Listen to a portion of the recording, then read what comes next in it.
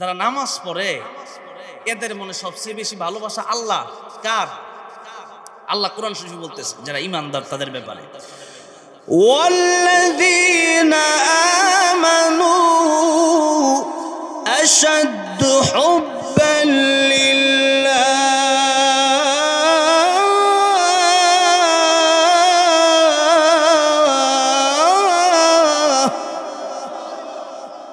আল্লাহ বলেন যারা ঈমানদার তাদের অন্তরে আমি আল্লাহর ভালোবাসাই সবচেয়ে বেশি। এই জন্য ইব্রাহিম আলাইহিস সালামের দিকে লক্ষ্য করুন। ইব্রাহিম আলাইহিস সালামকে যখন আগুনের ভিতরে ফেলে দেওয়া হবে, জিবরাইল আমিন আল্লাহর পয়গম্বর ইব্রাহিম আলাইহিস সালামের কাছে এসে বললেন, আপনি আমাকে বলুন আগুন থেকে আপনাকে বাঁচিয়ে দেই। পয়গম্বর ইব্রাহিম আলাইহিস সালাম জিবরাইল আমিনকে ডেকে বলেন, জিবরাইল আমাকে আগুন থেকে তুমি বাঁচাবা কেন? যে আল্লাহকে আমি এত মুহাব্বত করি, যে আল্লাহর দ্বীনের দাওয়াত দিতে গিয়া নমরুদ আমারে আগুনের ভিতরে ফেলতেছে, তুমি জিবরাইল তুমি কেন আমারে আগুন থেকে বাঁচাবা? নবী কিন্তু জিবরাইলকে বলতে পারতেন, কারণ জিবরাইল তো আল্লাহর পক্ষ থেকেই আসছে।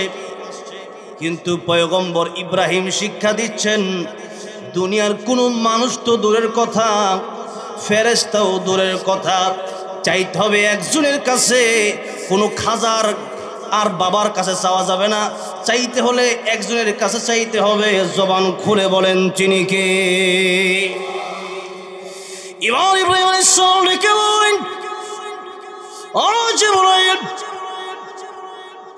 আমি তোমার কাছে কেন চাইব?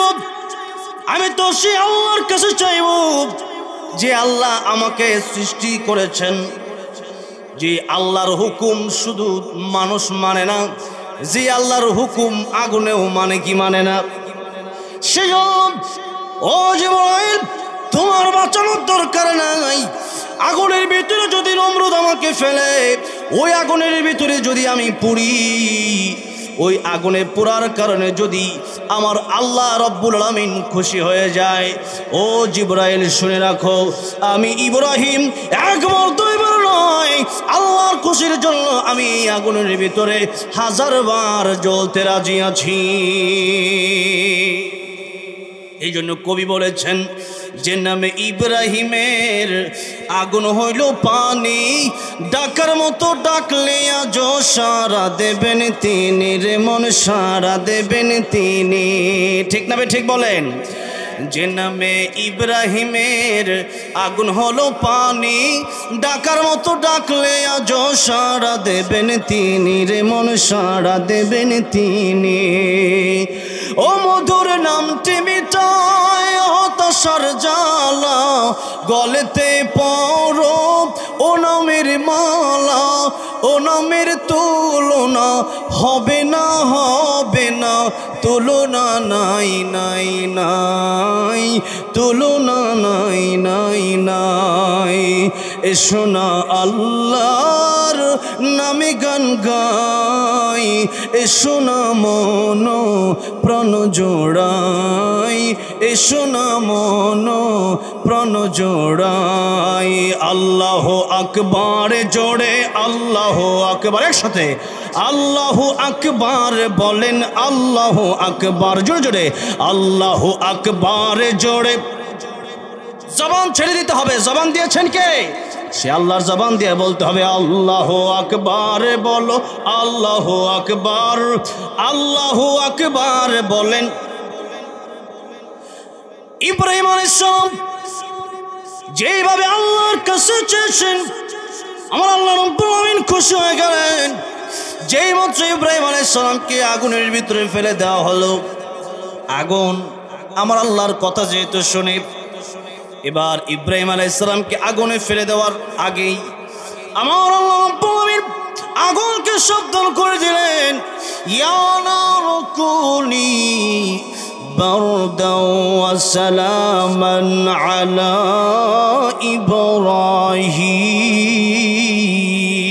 ইব্রাহিম।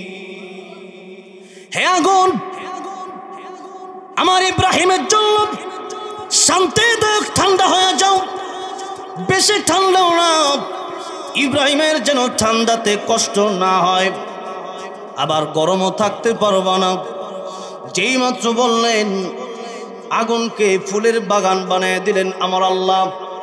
আগুন ইব্রাহিম আলাইহিস সালামের জন্য এর এমন আরামদায়ক ছিল, 40 দিন পর্যন্ত ইব্রাহিম আলাইহিস সালাম আগুনের ভিতরে ছিলেন।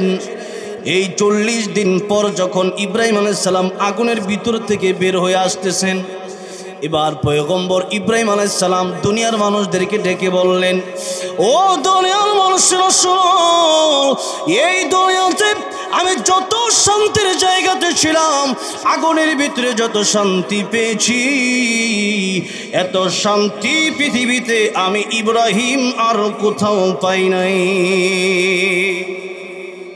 সেই জন্য ইমানদারের অন্তরে সবচেয়ে বেশি ভালোবাসা আল্লাহ রাব্বুল আলামিনের জন্য। আর আল্লাহ রাব্বুল আলামিনের জন্য যদি ভালোবাসা আপনার অন্তরে থাকে, তাহলে রাত 3টার 4টা না, ইমানদার আগুনের ভিতরে জাপ দিতেও তার ভয় লাগে না। ফেরাউন যখন তার বিবি আসিয়া আলাইহাস সালাম যখন জানতে পারলেন সেই ঈমান ছাড়বে না কোনোভাবে, তখন ফেরাউন আসিয়ার সাথে আরেক মন্ত্রীর বউ, সেও ঈমান আনছে। সেই নারীকে গরম তেল গরম করে, ওই নারী আবার এক বাচ্চা আছে, ওই বাচ্চাকে তার সামনে আগুনের ভিতরে ফেলে দিছে। যেই মাত্র আগুনের ভিতরে ফেলে দিছে, তেলের ভিতরে, গরম তেলের ভিতরে ফেলে দিছে, এই ছোট বাচ্চা তার মাকে ডাক দিয়ে বলতেছে, মা চিন্তা করো না, এই আগুনের ভিতরে যে কি শান্তি ওইটা আমি বুঝছি, তাড়াতাড়ি যত তাড়াতাড়ি আগুনে আসবা তত তাড়াতাড়ি আল্লাহর তৈরি জান্নাতে প্রবেশ করবে। আল্লাহু আকবার।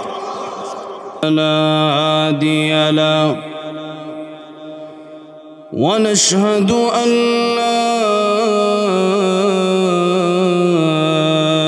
إله إلا الله وحده لا شريك له ونشهد أن سيدنا وحبيبنا ومولانا محمدًا عبده ورسوله الذي أرسله بالحق بشيرا ونذيرا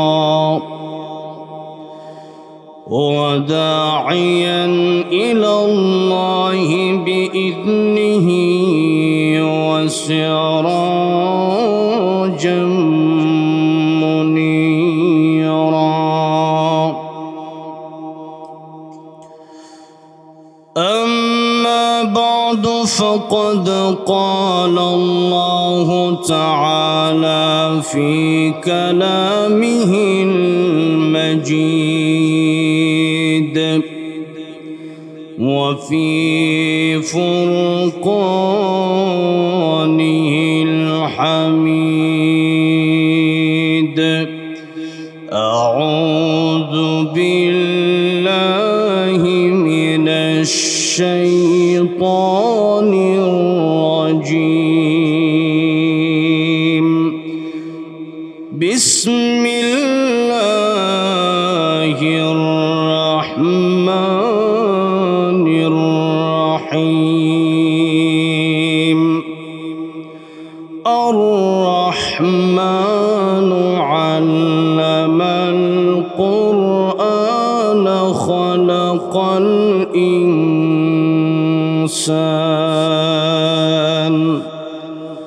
صدق الله العظيم. وقال النبي صلى الله عليه وسلم خيركم من تعلم القرآن وعلمه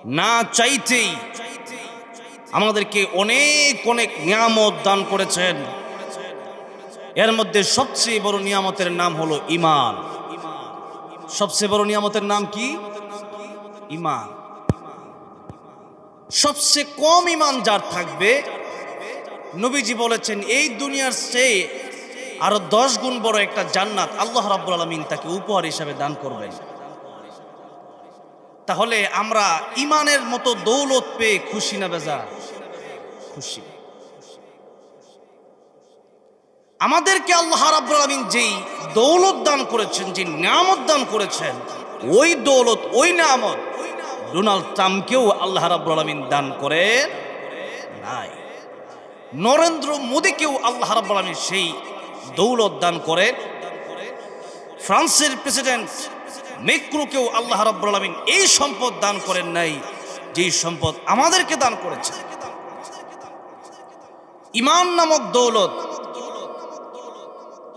যার থাকবে সে ব্যক্তি সফল কাম, সে ব্যক্তি সফল। তাম পৃথিবী দিয়া ঈমান কেনা যায় না, সেই ঈমান আল্লাহ রাব্বুল আলামিন আমাদেরকে দান করেছেন, আমাদেরকে মুসলমান বানিয়েছেন। শ্রেষ্ঠ নবীর শ্রেষ্ঠ উম্মত আল্লাহ রাব্বুল আলামিন আমাদেরকে বানিয়েছেন। নেক হায়াত আমাদেরকে দান করেছেন। এই সময় পর্যন্ত এই দুনিয়া থেকে কেউ অ্যাক্সিডেন্টে, কেউ অসুস্থ হয়ে, কেউ বা বার্ধক্যে পৌঁছে, বিভিন্ন সিস্টেমে আল্লাহ রাব্বুল আলামিন বিভিন্ন মানুষকে পৃথিবী থেকে নিয়ে গিয়েছেন। অনেক মানুষ এমনও ছিল আমাদের চেয়ে অনেক বয়সে কম, এরপরও পৃথিবী থেকে তারা বিদায় নিয়ে গেছে। আজকের এই সময় পর্যন্ত আপনি আর আমি বেঁচে আছি। আল্লাহ রাব্বুল আলামিন এখনো আমাদেরকে অনেক সুযোগ দিয়েছেন কবরের প্রস্তুতি নেওয়ার জন্য।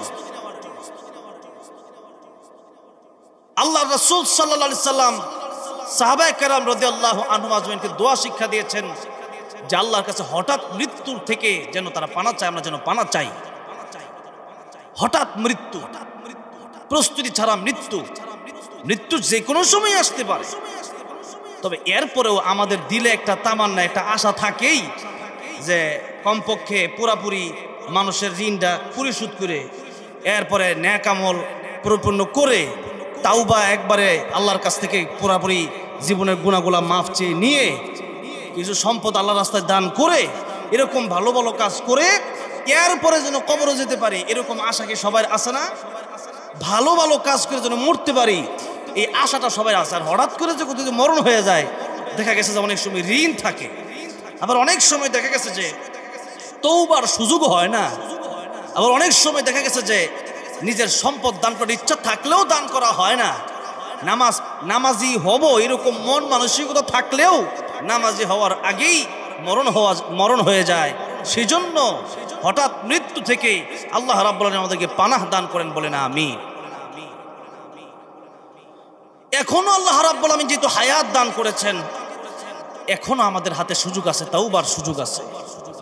এখনো আল্লাহ রাব্বুল আলামিন আমাদেরকে নামাজি হওয়ার সুযোগ দান করছেন, এখনো দান করার সুযোগ আল্লাহ রাব্বুল আলামিন দান করছেন, এখনো ভালো ভালো কাজ করার সুযোগ আল্লাহ রাব্বুল আলামিন আমাদেরকে দান করেছেন। সেই জন্য এই মাহফিলেও আল্লাহ রাব্বুল আলামিন কোরআন সুন্নাহ ভিত্তিক কিছু কথা বলা এবং শোনার তৌফিক দান করছেন।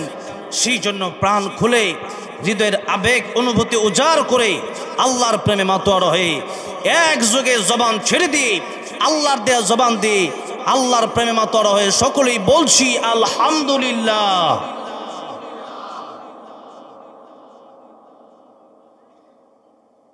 মাইকম্যান আছে নাকি? মাইকম্যান ভাই একটু যদি বাড়ান, মাঝে মধ্যে এদিক সেদিক লাড়াচাড়া করবো তো তখন পাওয়া যায় না। দেখেন তো আপনি সাউন্ড মনে একবার জিরোতে দিয়ে রাখছেন। আমার মাদ্রাসা একটা সাউন্ড আছে গাজীপুর বুটবাজার, ওইটা জিরোতে দিলে এমন সাউন্ড হয় জিরোতে।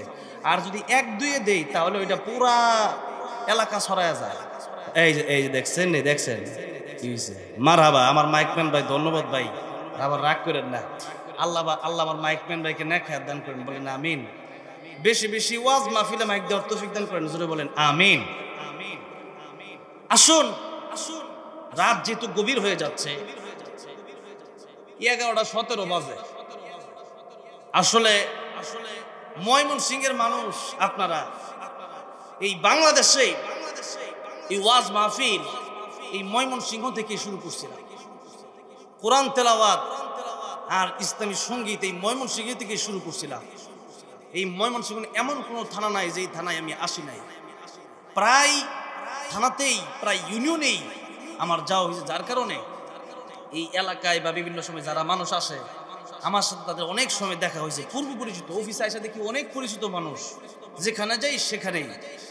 সেজন্য যে কথাটা বলতে চাই, আলোচনা, ওয়াজ মাহফিল, দিনী প্রোগ্রাম, এটার জন্য অনেকের সময় থাকে না।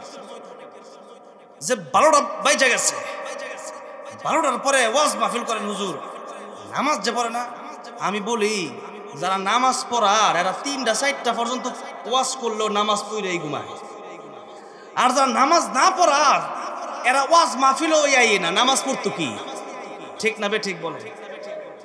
অনেকের প্রশ্ন এটা, অনেকের প্রশ্ন করে যে হুজুর আপনারা 12টা পর্যন্ত মাহফিল করেন, এই মাহফিলের পরে যে নামাজ পড়ে না। আমি কই যারা মাহফিল সত্যিকারই শুনে তারা ঠিকই নামাজ পড়ে না, ওই সমস্ত লোক যারা তারা মাহফিল আসেও না। দেখবেন মাঝে মধ্যে অনেক বাবারা, অনেক দাদারা আছেন যারা নামাজের জন্য উঠেন, ঘুমাইছেন রাত 1টা 2টা 3টায় ঘুমাইছে।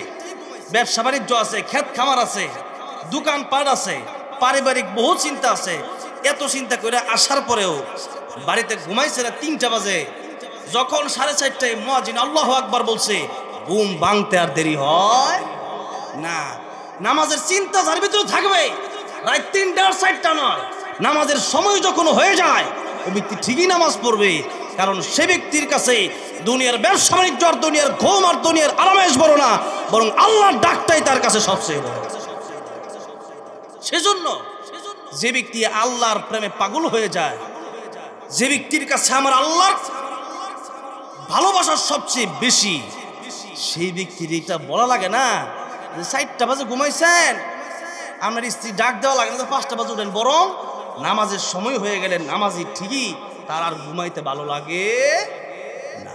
যারা নামাজি, এই মজা কেবল নামাজিরাই বুঝবে, আর এই ওয়াজ কেবলমাত্র নামাজিরাই বুঝবে। যারা নামাজ পড়ে না তারা এই ওয়াজ বুঝবে না। এই জন্য মুমিন ইমানদার তাদের জন্য রাত 3টা 4টা আর 12টা কিছু না। এই বাংলাদেশের ভিতরে যতগুলো জেলা আছে এর ভিতরে হক্কানি আলেম দিয়া ভরপুর। কি আলেম? হক্কানি আলেম, হকপন্থী আলেম। বিশেষ করে এই ময়মনসিংহে এলাকায় এলাকায় ঘরে ঘরে হক্কানি আলেম আল্লাহ ব্যবস্থা করে দিয়েছেন, বলেন আলহামদুলিল্লাহ। সিলেটে গেলাম, সেখানে গিয়ে দেখছি আলেমের গুদাউন, আলেমের কারখানা সেখানে আছে, কিন্তু সেখানে যেমন হক্কানি আলেম আছে, ভণ্ড আলেমও দেখলাম, অভাব নাই। আবার চট্টগ্রামে গেছি, হাটহাজারী মাদ্রাসার মতো এত বড় মাদ্রাসার পাশে সেখানে মাইজ ভান্ডার, নাই সুন্নত, নাই দাড়ি, নাই নামাজ, খালি বাবার নামে গান আর বাজনা চলতেছে সেখানে। তাহলে বলেন বাংলাদেশের এই যে ময়মনসিংহ জেলার ভিতরে আল্লাহ এত আলেম দিলেন, এটা আমাদের জন্য নিয়ামত কিনা? নিয়ামত, অনেক নিয়ামত আল্লাহ ময়মনসিংহ দান করছে।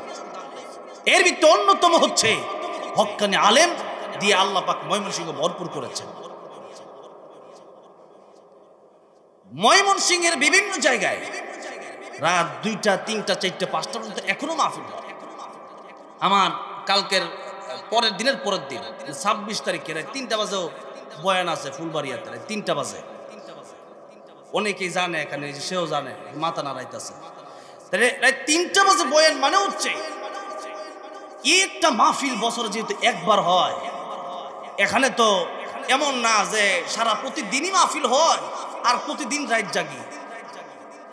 এই সমস্ত প্রশ্ন যে রাত 12টা পর্যন্ত বয়ান করলে পরে ফজরের নামাজ পড়বে কিভাবে, এগুলা একটা অযথা প্রশ্ন, এগুলা প্রশ্নের কোনো ভিত্তি নাই।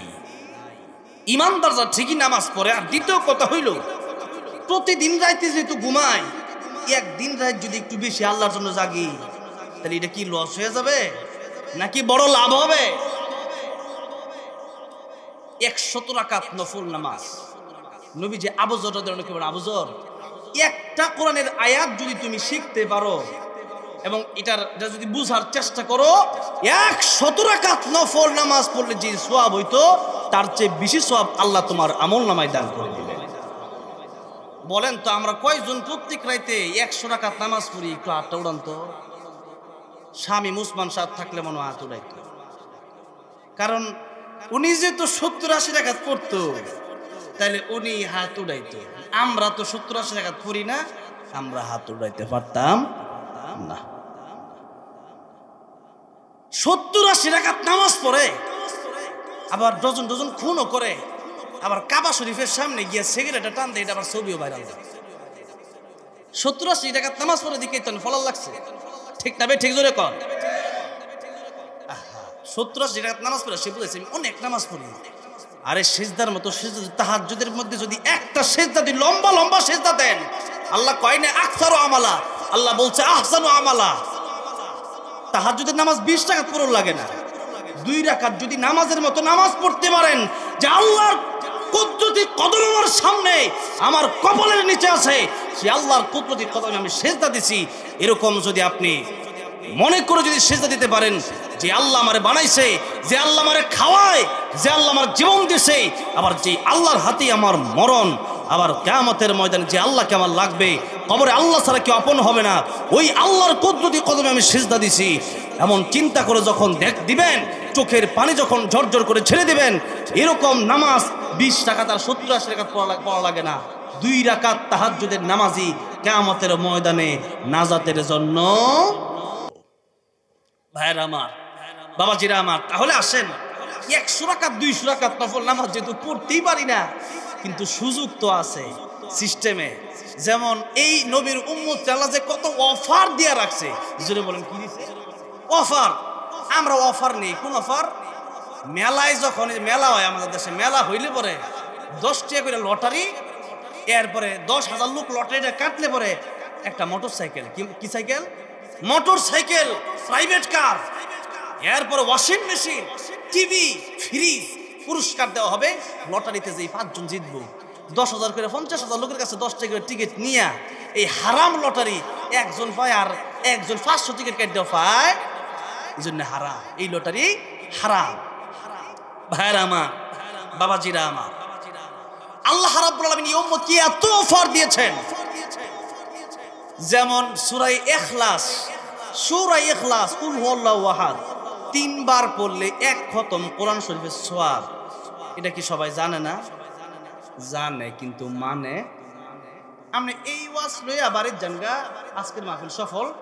আপনি যখন ফাঁকা টাইম পাবেন খালি পড়বেন, পড়েন, এখন এক খতম পড়ে সব লইলেন, পড়েন বিসমিল্লাহির রহমানির রহিম, কুল হুয়াল্লাহু আহাদ, আল্লাহুস সামাদ, লাম ইয়ালিদ ওয়া লাম ইউলাদ ওয়া লাম ইয়াকুল লাহু কুফুয়ান আহাদ। 10 পড়ার সব হয়ে গেছে। আবার পড়েন বিসমিল্লাহির রহমানির রহিম, قل هو الله أحد الله الصمد لم يلد ولم يولد ولم يكن له كفوا أحد। 20 পড়া। আরেকবার পড়েন বিসমিল্লাহির রহমানির রহিম, قل هو الله أحد الله الصمد لم يلد ولم يولد ولم يكن له কুফুয়ান আহাদ।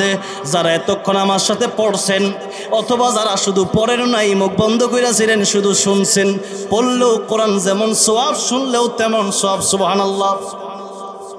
এবার শুন, সূরা হস্তের পর পড়লাম, যার কারণে আল্লাহ রাব্বুল আলামিন 1 খতম কোরআন শরীফের সব আমাদের আমল নামায় দান করছেন।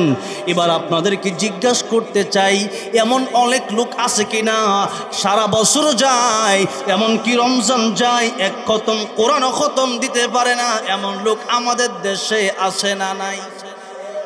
খালি গফরগাঁও পাগলা নাই নাকি? আছে। 1 খতম কোরআন শরীফ অনেকেই পড়তে পারে না। দেখে গেছে সারা বছর তো পড়েই না, রমজানে পড়লেও 5 মিনিট পড়লে ঘুম ধরে। কোরআন শরীফ যখন মানুষ পড়ে শয়তানে অনেক সময় ওয়াসওয়াসা দেয়। এই জন্য আগে আল্লাহ দোয়া শিখে দিয়েছেন যে তোমরা তখন আউযু বিল্লাহি মিনাশ শাইতানির রাজিম কইরা শুরু করো, আগে শয়তান থেকে পানাহ চাও। কোরআন শরীফ এক খতম এক বছরে অনেকেই পড়তে পারেন না। আর এই উম্মত বড় দুর্বল, ঘুমাইতে ঘুমাইতে এই জায়গা 10 ঘন্টা 12 ঘন্টা, যেরকম ঠিক না বেঠিক, ঘুমাইতে ঘুমাইতে সময় শেষ। দিনের যদি হয় 24 ঘন্টা 12 ঘন্টা ঘুম, এরপরে খাওয়া দাওয়া আছে, বাথরুমের প্রয়োজন আছে, এরপরে কাজকর্মের দরকার আছে, পরিবারকে সময় দেওয়া দরকার। এত সময় পরে আল্লাহ রাব্বুল আলামিন জানে যে এই উম্মতের হায়াত তো 50-60 বছর, আগের উম্মতের হায়াত ছিল 500-1000 বছর, কিন্তু উম্মত তো আমরা শ্রেষ্ঠ। আল্লাহ হলেন রব্বুল আলামিন আর আমার নবী রাহমাতুল লিল আলামিন। এখন উম্মত তো শ্রেষ্ঠ, কিয়ামতের ময়দানে এই উম্মত তো সবার আগে জান্নাতে যাবে, যেরকম সুবহানাল্লাহ। এই উম্মত জান্নাতে না যাওয়ার আগে কোন নবীর উম্মত জান্নাতে যেতে পারবে না। এবার দেখেন আল্লাহ রাব্বুল আলামিন জানে যে উম্মত দুর্বল। আল্লাহ তো এক আয়াতেই বলছেন খুলিকাল ইনসানু দাঈফা, মানুষকে আমি আল্লাহ দুর্বল করে বানাইছি। আচ্ছা আপনাদেরকে একটা প্রশ্ন করি, এই যে প্যান্ডেলটা বানাইছে বলেন তো এই খুঁটাগুলা এগুলা কি একবারে রড এরপরে বালু সিমেন্ট দিয়ে বানাইছে নাকি বাঁশ দিয়া? একবারে নরমাল করে বানাইছে। কেন বানাইছে? কারণ এই প্যান্ডেল আবার খুলে কালকে দেখবেন খুলে ফেলাইছে, কালকে এমন টাইমে এই প্যান্ডেল আর থাকবে। আল্লাহ মানুষকে দুর্বল করে বানাইছে, কারণ হচ্ছে এই পৃথিবীর মানুষ এই দেহ এটা তার বড় জিনিস না, বড় ব্যাপার হচ্ছে তার রুহুটা ভালো কিনা, সে বিতর্কত তার আল্লাহর ভয় আছে কিনা, সে বিতর্কত ভালো কিনা আল্লাহ ওইটা দেখতে চায়। এই দেহ কার কালো আর কার সুন্দর এটা আল্লাহ দেখতে চায় না। আর শুনেন, যেহেতু আল্লাহ দুর্বল করে বানাইছে সেজন্য এই দেহ তো কবরে রাখা হবে। এই দেহ এটা দুনিয়ায় থাকার জন্য টিকসই করে আল্লাহ বানান নাই, টিকসই করে বানাবেন আল্লাহ জান্নাতে। টিকসই করে বানাবেন আল্লাহ কোথায়? জান্নাতে। আর দুনিয়াতে বানাইছে দুর্বল করে। যেমন এই মাদ্রাসা বা একটা বিল্ডিং একটা মসজিদ যখন বানানো হয় তখন দেখবেন মোটামুটি রড সিমেন্ট বালু দিয়া বানানো হয় মজবুত করে, যাতে করে অনেক দিন এটা টিকে, যেরকম ঠিক না ভাই ঠিক। কিন্তু মাহফিলের প্যান্ডেলটার ভিতরে রড আর সিমেন্ট দেয় নাই কেন? কারণ হচ্ছে এটা মজবুত কিনা বানায় লাভ নাই, তো কালকে খুইলেই ফলাবে, তাহলে এখানে সিমেন্ট আর রড দেওয়ার দরকার কি? ঠিক তেমনি ভাবে আল্লাহ রাব্বুল আলামিন উম্মতকে দুর্বল করে বানাইছেন, কারণ এই জীবন জীবন নয়, আরো জীবন আছে। এই জীবন নিয়ে যাবে সেই জীবনের কাছে, ওইটা হলো কিয়ামতের ময়দান। একটু জোরে কর। তাই কুরআন শরীফের এক আয়াতে আল্লাহ রাব্বুল আলামিন বলতেছেন যে দেখো তোমাদের জীবনটা কেমন, আমাদের জীবনটা আসলে কেমন এটা আল্লাহ বুঝাচ্ছেন। সূরা বাকারা 1 নম্বর পারায় আছে, কাইফা তাকফুরুনা বিল্লাহি ওয়া কুনতুম আমওয়াতান ফাআহইয়াকুম সুম্মা ইউমীতুকুম সুম্মা ইউহয়ীকুম ثم إليه ترجعون।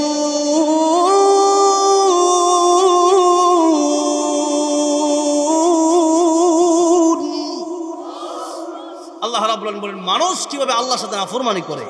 ও পৃথিবীর মানুষ, তোমরা তো একসময় মৃত ছিলাম। মৃত কি ছিলাম? মৃত ছিলাম। আল্লাহ কয় কুনতুম আমওয়াত, তোমরা মরা ছিলা। ওই যে মায়ের পেটে যখন ছিলাম তখন রূহ দেওয়া হয় নাই, তখন আমরা মৃতই ছিলাম। আর আল্লাহ যখন রূহ দিলেন এবার আমরা এই পৃথিবীতে আসলাম। এই পৃথিবীতে আসার পরে রূহ দেওয়ার পরে এখন আমি আর আপনি যখন একটু স্বাস্থ্য মেস্ত হয়েছি, বড় হয়েছি, এখন আল্লাহরে সময় দেওয়ার মতো সময় অনেকের নাই। নামাজ পড়তে গেলে সময় নাই, মাহফিলে যান সময় নাই, একটু মাদ্রাসাতে একটু কাজ আছে, আরে মাদ্রাসার কাজ নিজের কাজকে সময় নাই। মানে কোরআন হাদিস আর নামাজের সময়টা সময় নাই। বলেন তো তাহলে সময়টা দিল কে? আল্লাহ দিল সময়।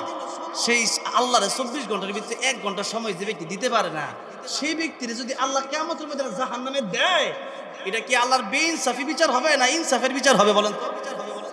ইনসাফের বিচার।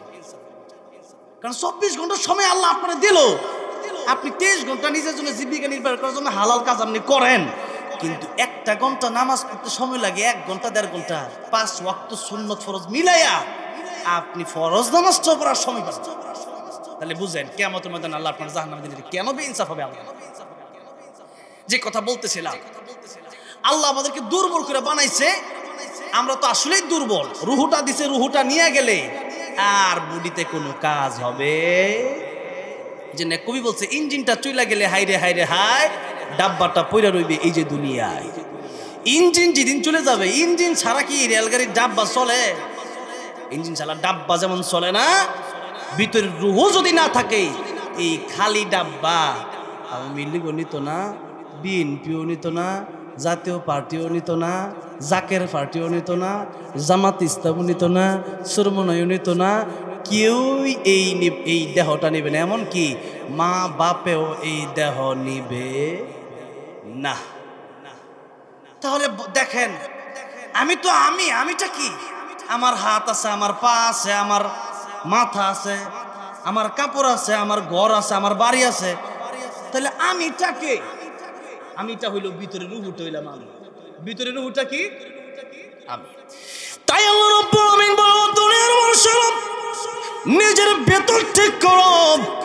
ভেতরটা যার ভালো, আমি আল্লাহর কাছে সে কালো হইলেও ভালো। আর ভিতরটা যার ভালো না, উপরে যত ফিটফাট ভিতরে সদরঘাট হইলে আল্লাহর কাছে কোনো মর্তবা নাই।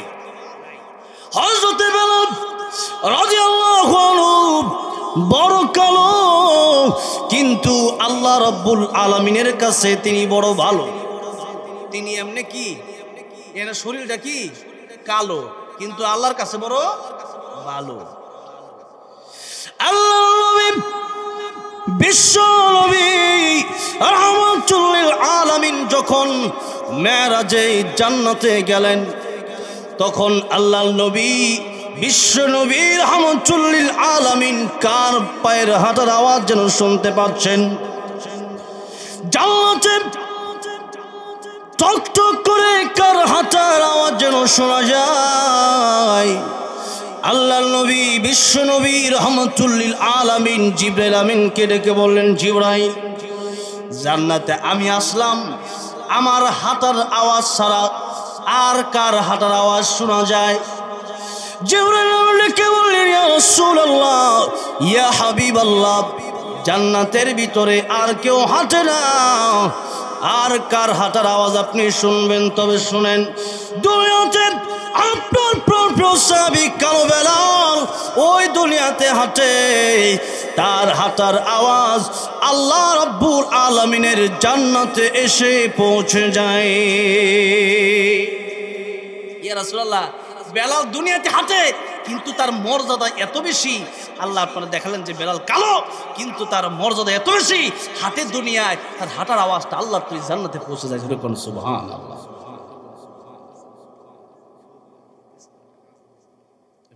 ইনশাআল্লাহ ভাইরা আমার, বাবাজিরা আমার, বলতেছিলাম কালো আর সাদা, লম্বা আর খাটো, চিকন আর মোটা, দুনিয়ার গরিব দিয়া আল্লাহর কাছে দামি হওয়া যায় না।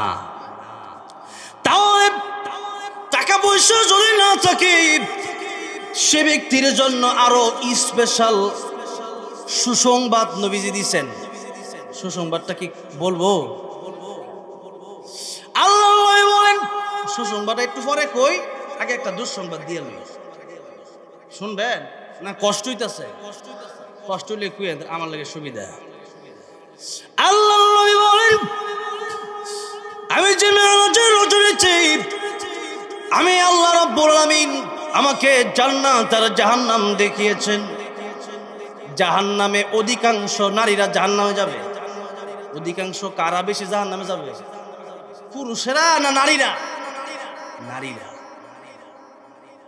নারীরা জাহান্নামে যাওয়ার স্পেশাল দুইটা কারণ নবী বলতেছেন। কেন যাবে আগে শোনো। কারণ খালি পুরুষদেরকে ওয়াজ করে তো লাভ নাই, নারীদেরকে নিয়ে ওয়াজ করার দরকার আছে। আল্লাহ নবী বলেন, এক নম্বরে নারীরা জাহান্নামে যাবে, এর কারণ হলো নারীরা স্বামীর প্রতি যারা অকৃতজ্ঞ হয়, এরা যাবে জাহান্নামে।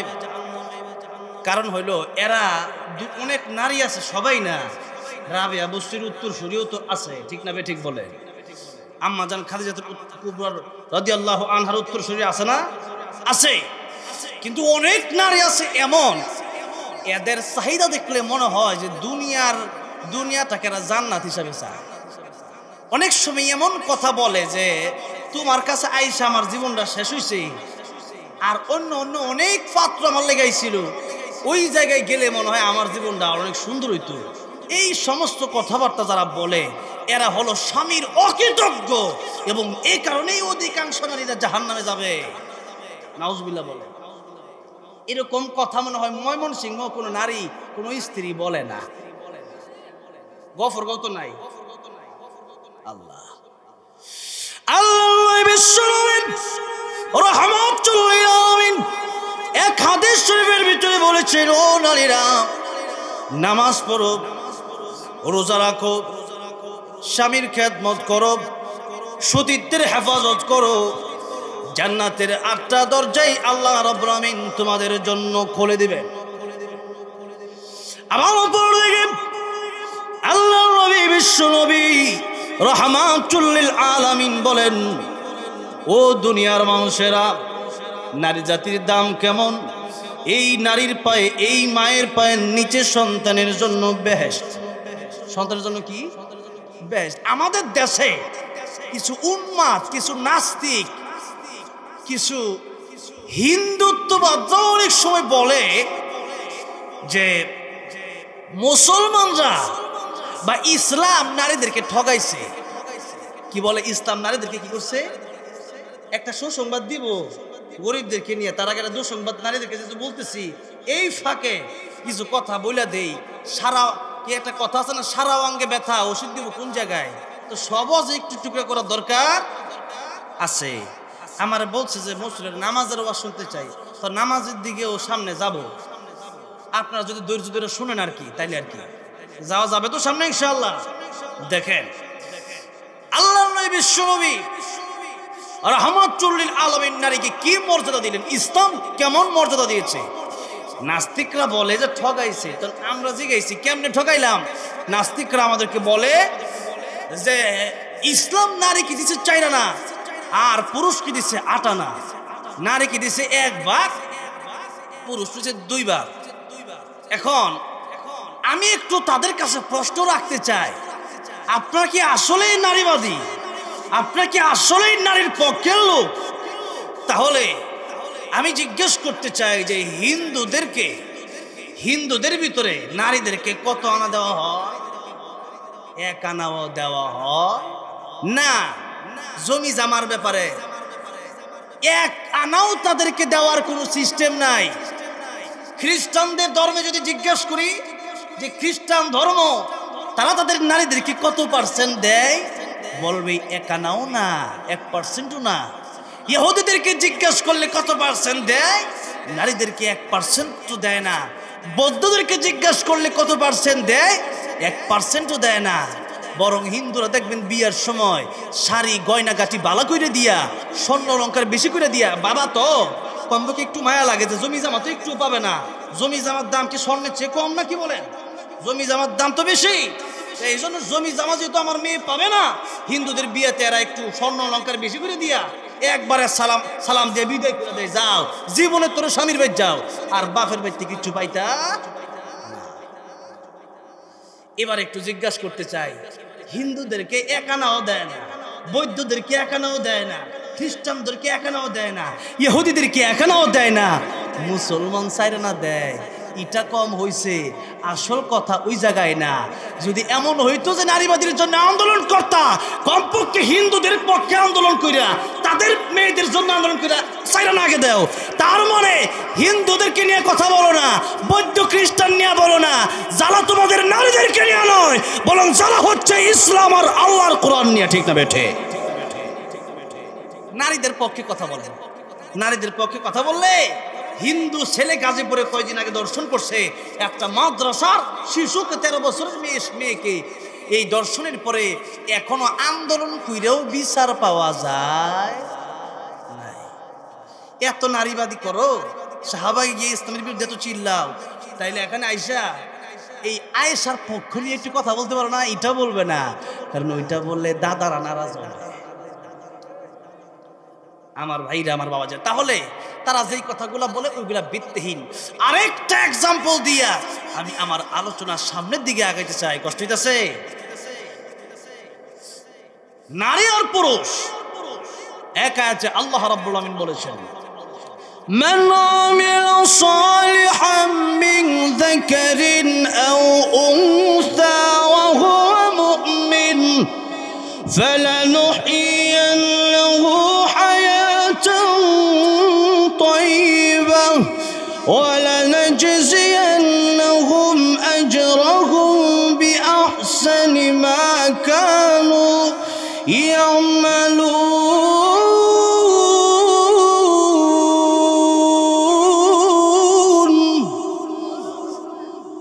আল্লাহ রাব্বুল আলামিন ডাক দিয়ে বলতেছেন, ও দুনিয়ার নারী আর পুরুষেরা, যে ব্যক্তি নেকামল করবে সে ব্যক্তি যদি মুমিন হয়, আমি আল্লাহ নেকি দেওয়ার বেলায় সমান সমান নেকি দিয়া দেব।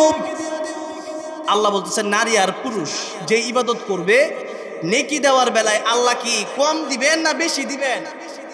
বেশি, মানে সমান সমান দিয়ে দিবেন। শুধু তাই না, পুরুষের ক্ষেত্রে নারীরা অনেক জায়গায় ছাড় পাইছে। যেমন লক্ষ্য করেন, বিয়ের সময় যখন হয়ে যায়, দেনমোহরটা কি ছেলে দেয় না মেয়ে দেয়? মেয়েরা যেটা দেয়, যদি এমনি হাদিয়া দেয় ঠিক আছে, ভিন্ন কথা, কিন্তু মেয়েরা ছেলের কাছ থেকে চাইয়া মানে দেনমোহর নিতে পারবে, কিন্তু ছেলেরা কি মেয়ের পক্ষ থেকে চাইয়া যৌতুক নিতে পারবে? পায়খানা খাওয়া যেমন হারাম, যৌতুক চাইয়া খাওয়া তার সেই বড় হারাম। পায়খানা খাইলে তো শুধু হারাম খাওয়া হয়, মানুষের মনে কষ্ট দেওয়া হয় না। আর যৌতুক খাইলে পরে হারাম খাওয়াও হয় আর মানুষকেও কষ্ট দেওয়া হয়। তাইলে আমার প্রাণপ্রিয় যুবক ভাইরা যারা বিয়া করেন নাই, এরকম কয়টা মানুষ দেখতেছে, হাত উঠান তো, হাত উঠান। বিয়া করে নাই কেন? হাত উঠান একটু। বিয়া করে নাই আর কোনোদিন বিয়া করলে সামনে জীবনে যৌতুক খাবেন না, এমন কেনাকাটা আছে না? আল্লাহ আমার এই যুবক ভাইদের জন্য দ্রুত নেককার পাত্রীর ব্যবস্থা করে দেন। জোরে কোন আমিন। নবীজি বলছে 3 কাজে দেরি করো না। কয় কাজে? আরে জোরে কোন কয় কাজে? 3 কাজে। 3 কাজে দেরি করো না। 1 নাম্বার হলো নামাজ। 1 নাম্বার কি? নামাজ। নামাজের কথা সামনে আরো কমু, তো এই জন্য এই ব্যাপারে বিস্তারিত সামনে কমু, সংক্ষিপ্ত। 2 নাম্বার হচ্ছে দাফন কাফন, দেরি করো না, কারণ সে ব্যক্তি আল্লাহর সাথে দেখা করার জন্য সে পাগল পারা। 3 নাম্বার বিয়ের উপযুক্ত বয়স হয়ে গেলে বিয়ে দিয়ে দিতে বলেছেন। আমার ভাইরা, আমার বাবাজিরা, এবার একটু আসেন, নারীদেরকে বিভিন্ন জায়গায় আল্লাহ ছাড় দিয়েছেন। যেমন নামাজ, নারীদের মাসে একটা অসুস্থতা হয়, যে অসুস্থতার কারণে নারীদের কয়েকদিন নামাজ মাফ। পুরুষের নামাজ মসজিদে গিয়া জামাতের সাথে পড়তে হবে। কোথায় গিয়া পড়তে হবে বলে? চোখে দেখলাম আল্লাহ নবী বিশ্ব নবী রাহমাতুল লিল আলামিনের কাছে এসে বললেন, ইয়া রাসূলুল্লাহ, আমি চোখে দেখি না, আমার জন্য কি নামাজ মসজিদে এসে পড়তে হবে? নবীজি কই, চোখে দেখো না, কানে কি আজান শোনো? ইয়া রাসূলুল্লাহ, কানে শুনি। আল্লাহ নবী বিশ্ব নবী রেখে বললেন, ও অন্ধ সাহাবী, চোখে দেখো না তাতে কি হয়েছে? কানে তো শোনো। তুমি যেহেতু আজান শোনো, তোমার কানে যেহেতু আজানের ধ্বনি পৌঁছে, জামাতের সাথে এসেই তোমাকে মসজিদে নামাজ আদায় করতে হবে।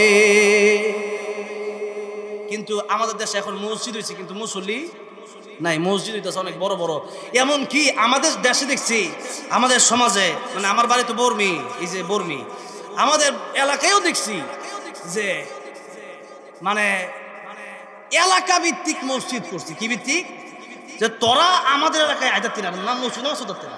এই মারামারি কইরা কয় যে আঙ্গর কি মনে করো যে ক্ষমতা নাই, আঙ্গর টিয়া পয়সা নাই, এই কথা কইয়া সেও মসজিদ করছে। আচ্ছা সমস্যা নাই, এমনি তো ওয়াজ শোনা যায়, মাইকের চেয়ে কম শোনা যায় নাকি? তাইলে সমস্যা তো নাই। মাইক ছাড়া তো ওয়াজ করছি আমরা বহু জায়গায়। এখন না কত ডিজিটাল সাউন্ড বার হইছে, ঠিক না? ঠিক বলেন। এ মাইক ছাড়াই চলবো, সমস্যা নাই।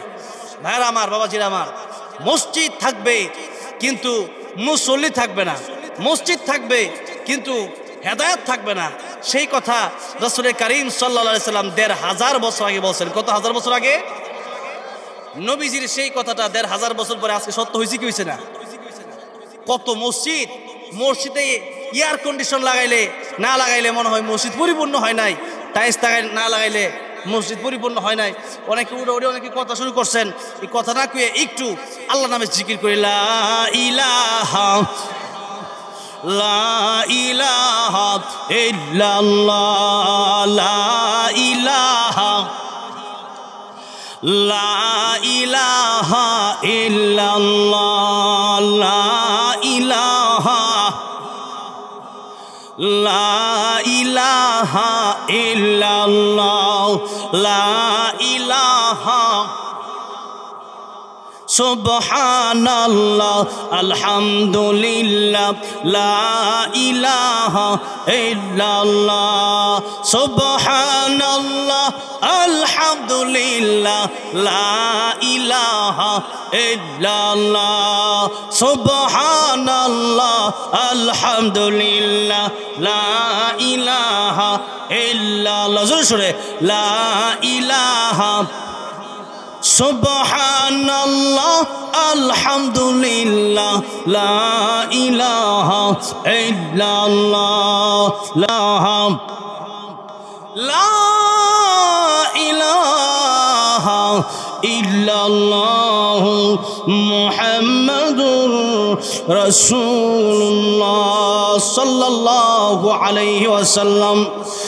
আমার ভাইরা, আমার বাবাজিরা, একদিকে লক্ষ্য করে দেখুন, পুরুষ মসজিদে গিয়া নামাজ আদায় করতে হবে, আর মহিলাদের জন্য নবীজি বলতেছেন মহিলাদের ইবাদতের জন্য উত্তম জায়গা নিজের ঘর, নিজের ইতিকাফ পুরুষ কোথায় করবে? মসজিদে, আর মহিলা ঘরের ভিতরে করলেই সমান সব পাবে। জোরে কোন সুবহানাল্লাহ। নামাজের ব্যাপারে পুরুষ নামাজ পড়বে মসজিদে গিয়ে, আর মহিলা নামাজ পড়বে বাড়ি ঘরের ভিতরেই, সমান সব পেয়ে যাবে। জোরে কোন সুবহানাল্লাহ। শুধু তাই না, মহিলারা অসুস্থ হয়ে যাওয়ার কারণে আল্লাহ রাব্বুল আমিন মাসে কিছুদিন তাদেরকে নামাজ মাফ দিয়ে দিয়েছেন। ওই সময় মহিলা নামাজ না পড়লেও যেহেতু অসুস্থতার কারণে, সেই জন্য আল্লাহ রাব্বুল আমিন পুরুষরা নামাজ পড়ে যে সওয়াব পাবে, মহিলার ওই সময় নামাজ না পড়েও সেই সওয়াব পেয়ে যাবে। পুরুষদের জন্য নামাজ মাফ নাই, নামাজ পড়তে হবে। আপনি অসুস্থ থাকেন আর সুস্থ থাকেন, দাঁড়াইতে পারেন না, বসে পড়তে হবে, বসতে পারেন না, শুয়ে পড়তে হবে, শুয়েও পরিপূর্ণ। আপনি দেখেন না, আপনি এমন অজ্ঞান হয়ে গেছেন, পরবর্তীতে নামাজ কাজা আপনার পড়তেই নামাজ। আজকে তো আমরা নামাজের ওয়াজ করলে অনেক সময় যেটা, আমি যেহেতু আসার আগে আমার কাছে নামাজের ওয়াজ করেন, তাহলে একটু নামাজের কথা কই, কষ্ট হবে আপনাদের। আমার আগে যেটি কথা বলে গেছেন, আজকে প্রধান অতিথি নাম কি, ইউসুফ খন্দকার সাহেব, তিনি নামাজের কথা বলছেন। ওনার কথা আমার খুব ভালো লাগে। অনেক কি স্টেজে যাই, নেতারা যখন কথা কয়, কথাটা যদি উল্টা পারলে মেজাজ ঠিক থাকে। এখন উনি যখন আইসা খুব ভালো ভালো কথা বলতেছে, আমি খুব খুশি হয়েছি। এই জন্য অনেক সময় দাঁড়ায় ওনার সাথে কথা বললাম। আমি নামাজের কথা বলছি বিদায় আমি বেশি খুশি হয়েছি। এটা ভালো হয়েছে, ভালো কথা বলছে। নামাজ কিয়ামতের ময়দানে আল্লাহর নবী বলেছেন, সর্বপ্রথম যে হিসাবটা দিয়া আল্লাহ হিসাব শুরু করবেন, ওটা নামাজের হিসাব। ওটা কিসের হিসাব? আউয়ালু মা ইউহাসাবু বিল আবদু ইয়াউমাল কিয়ামাতিস সালাত। দৈনিক যে ডিউটি আল্লাহ রাব্বুল আলামিন আমাদেরকে দিয়েছেন, ওই ডিউটি হলো 5 ওয়াক্ত নামাজ। এমনকি বেলাল রাদিয়াল্লাহু আনহু, উনাকে যখন মালাকুল মউত চলে আসছে, আয়েশা কয় বেলাল রেডি হয়ে যা। বেলাল রাদিয়াল্লাহু আনহু মালাকুল মউত ডাক দেখে, মালাকুল মউত আমি তো রেডি, বহু আগে থেকেই রেডি, কারণ ইমানদার যারা তারা মৃত্যুর জন্য 24 ঘন্টাই প্রস্তুত। জোরে কোন সুবহানাল্লাহ। নবীজি বলেন, আল মাউতু তুহফাতুল মুমিন, মরণটা তো মুমিনের জন্য হাদিয়া, তোহফা। মরণ মুমিনের জন্য হাদিয়া কেন? কারণ মুমিন তার ভিতরে শুধু আকাঙ্ক্ষা যে আমার আল্লাহর সাথে আমার কখন দেখা হবে, জান্নাতে কখন যাব। জোরে কোন ঠিক না বেঠিক? তাই মুমিনের মৃত্যুর কথা যখন বলা হয়, তখন মুমিন ঘাবড়া যায় না, বরং মুমিন বলে তাড়াতাড়ি আমাকে আল্লাহর কাছে নিয়ে যাও। আর মুমিনের জান কবজ যখন করা হয় তখন ফেরেশতারা মুমিনের সামনে জান্নাতটা তুলে ধরে, এই যে তোমার জন্য জান্নাত। আর বলে, ও মুমিন বান্দা, তুমি দুনিয়াতে আল্লাহর প্রেমিক ছিলা, আল্লাহর পাগল ছিলা, সেই আল্লাহ তোমারে সালাম জানাইছে। জোরে কোন সুবহানাল্লাহ। আমাদের দেশে অনেক সময় এটা বড় বড় উলামায়ে কেরামগণ এই দৃষ্টান্ত দিয়েছেন। নদী তৈ গফরগাঁও আছেই, শীতলক্ষা নদী আছে না, গভীর রজনীতে এই কনকনে শীত যখন থাকে তখন কি নদীর ভিতরে নাইমা মানুষ গোসল করে? করে না। ছেলে আর মেয়ে প্রেম করে, বাবা মা নিষেধ যে এই প্রেম করো না। বাপ বলে দিছে ছেলেকে, এই মেয়ের সাথে তোমার একজন দেখি হাত দিয়ে কুটি পেয়ে গেল। এখন এই ছেলে ডরে, বাপের ডরে আর মেয়ের সাথে দেখা করতে পারে না। একদিন রাত 12টা-1টা বাজে, শীতের সময়, ছেলে চিন্তা করছে এই গভীর রাইতে আমার বাপ মা জিন্দিগিতেও বাড়িত না, ফজরের আজান দিলে বাড়িব, এই মুহূর্তে আমি আমার প্রেমিকার সাথে দেখা করে আসি। কিন্তু প্রেমিকার সাথে দেখা করতে গেলে নদী পার হইতে হইব। কি পার হইতে হইব? নদী পার হইতে হইব। কনকনে শীতের ভিতরে যখন নদী পার হইতে হইব, রাত 1টা বাজে, কুয়াশা পড়ে, দাঁতে দাঁতে বাড়ি খায় না শীতে, তাহলে কেমন শীত ওই সময়? দাঁতে দাঁতে বাড়ি খায়, কিন্তু এরপরেও কাপড় চাপড় মোটামুটি খুললা নাইমা পড়ছে নদীর ভিতরে। কেন? তার প্রেমিকার সাথে দেখা করবে। নদী পার হইতেছে সাতরায়া, কিন্তু নদী সাতরায়া পার হইলে কি হবে? শীতে তো উপর দিয়ে ঠিকই কষ্ট হয়, কনকনে শীতের ভিতরে কাপড় চাপড় নাই, এই সময় যদি ঠান্ডা পানির ভিতরে কেউ নামে কষ্ট হবে না? কষ্ট হবে। নৌকাও নাই, রাত 2টা বাজে নৌকা থাকবো না কি মাথা খারাপ? নৌকাও নাই, এমন সময় নদীতে নামছে, কষ্ট হয়, কিন্তু বিচ্ছি কিন্তু বেড়া খুব খুশি। জোরে কোন ঠিক না বেঠে? আর তো জোরে কোন। কেন খুশি?